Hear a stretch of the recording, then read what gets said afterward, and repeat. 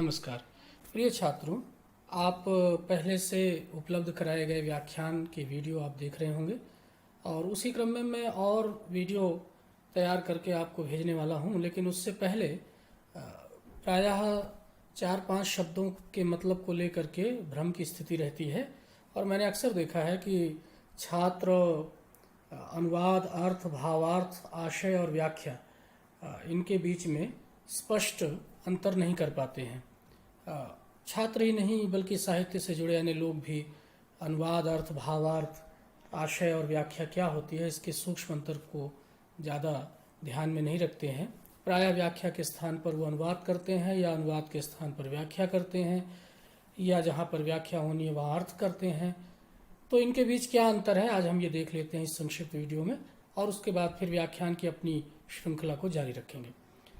प्रिय छात्रों, अनुवाद शब्द सबसे पहले लेते हैं। तो अनुवाद में हम देखते हैं कि ये जो अनुवाद शब्द है, इस अनुवाद शब्द में 2 पद मिले हुए हैं। पहला एक उपसर्ग है जिसे हम अनु कहेंगे और वाद शब्द है। वाद का मतलब होता है कहना, वद कहना, और अनु का मतलब होता है पीछे।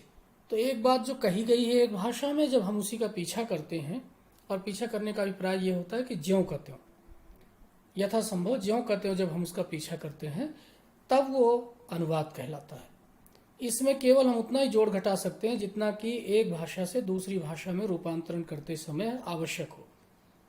क्रियाएं हैं, और मान लीजिए अंग्रेजी से या हिंदी संस्कृत से आप अनुवाद कर रहे हैं तो हिंदी में अगर कर रहे हैं तो उसमें जितनी उस वाक्य को बनाने के लिए आवश्यक क्रियाएं आदि हैं उनका इस्तेमाल करते हुए हम अनुवाद करेंगे।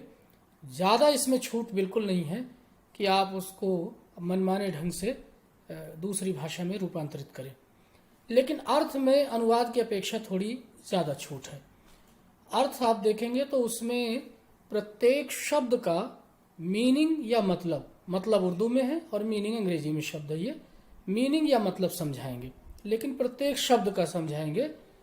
यहाँ ज्यों का त्यों रूपांतरण नहीं है, यहाँ थोड़ी सी छूट आप ले सकते हैं। लेकिन अर्थ भी बहुत ज़्यादा नहीं होता है। जितनी पंक्तियाँ आपको उपलब्ध कराई गई हैं उन पंक्तियों के बराबर का ही लगभग अर्थ आपको करना होता है। लेकिन जब हम भावार्थ की बात करें तो भावार्थ में थोड़ा सा अंतर है। भावार्थ में अर्थ की अपेक्षा आपको अधिक छूट है। आप उसका भाव प्रकट करते समय थोड़ी ज़्यादा छूट ले सकते हैं, ज़्यादा उसे विस्तार दे सकते हैं। भाव प्रकट करना है, वहाँ प्रत्येक शब्द का अर्थ नहीं बताना है, पूरे अनुच्छेद का या पूरी पंक्ति का भाव प्रकट करना है। जरूरी नहीं है कि आप हर शब्द का अर्थ बतलाएं। अगर आपकी अपनी शब्दावली में उस पूरी पंक्ति का आशय, उसका भावार्थ, उसका अर्थ प्रकट हो जा रहा है तो वो भावार्थ की श्रेणी में आएगा, जो अर्थ की अपेक्षा थोड़ा विस्तृत होता है। आगे चले हम देखते हैं शब्द है आशय। इसका आशय समझाइए। आशय को अंग्रेजी में इंटेंशन कहते हैं। न इसमें प्रत्येक शब्द का अर्थ समझाना है आपको, न इसका भाव समझाना है। आपको इसमें निहित जो संकेत है, जिस ओर इशारा करना चाहता है लेखक या कवि या वक्ता, उसको पकड़ना है और उसको बतला देना है कि इसमें कुल मिलाकर के इस ओर कहा जा रहा है। आप उस पाठ से, उस टेक्स्ट से दूर जा सकते हैं। केवल और केवल उसका इंटेंशन समझा दीजिए, वो आशय हो जाता है। लेकिन व्याख्या बिल्कुल अलग चीज है। और मैंने अक्सर देखा है, मुझे अक्सर आश्चर्य होता है देख करके कि ज्यादातर लोग व्याख्या के स्थान पर या तो अनुवाद करते हैं या उसका अर्थ समझाते हैं। अर्थ से आगे बढ़ ही नहीं पाते हैं। छात्र या तो व्याख्या की जगह पर केवल अनुवाद कर देते हैं या उसका केवल अर्थ बतला देते हैं। ज्यादा हुआ तो उसमें थोड़ा बहुत जोड़ दिया और भावार्थ की श्रेणी तक पहुंच जाता है। ये अक्सर ज्यादातर देखने को मिलता है और ये बड़ी भ्रामक स्थिति है। व्याख्या शब्द का अगर हम विश्लेषण करें, उसे अलग करें, तो वी, आंग और ख्या धातु है। ख्या माने कहना। आख्यान शब्द भी इसी से बना हुआ है, आंग ख्या। विशेष, वी मतलब विशेष रूप से, आंग पूरी तरह से, आंग उपसर्ग जहां लगता है उसका अर्थ होता है पूरी तरह से। और ख्या कहना, फैलाना, बढ़ाना, विस्तार देना।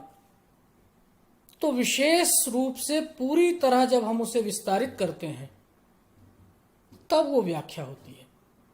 हो सकता है कि 2 पंक्तियों की कविता की व्याख्या 5 पेज हो जाए, 2 पेज हो जाए, कम से कम 1 पेज तो हो ही सकती है। उस पंक्ति के प्रत्येक शब्द के और उस पूरी पंक्ति के जितने भी अर्थ हो सकते हैं वो सब कुछ प्रकट करना व्याख्या में निहित है। तो ऐसी स्थिति में व्याख्या में असीमित छूट लेने का अधिकार है। केवल एक शर्त रहती है, बस हो गया, कि आप मूल पंक्ति से इतनी दूर न जाएं कि आपकी व्याख्या और मूल पंक्ति में कोई संबंध ही न रह जाए, और बाकी आप जितनी उसकी विस्तार से चर्चा कर सकते हैं वो करने की छूट होती है। तो प्रिय छात्रों, जब आपसे प्रश्न पत्र में ये कहा जाए कि आप अनुवाद करें तो एक भाषा से दूसरी भाषा में ज्यों का त्यों रूपांतरण यथासंभव। यथासंभव का मतलब यह है कि जितनी आवश्यकता हो उतनी केवल क्रियाओं आदि शब्दों का प्रयोग करते हुए आप अनुवाद करें। अर्थ जब कहा जाए तो उसमें जितने भी शब्द हैं और उस पंक्ति का जो आप मतलब समझा सकते हैं वो कहना है, लेकिन उसकी भी अपनी सीमा है, विस्तार में नहीं जाना है।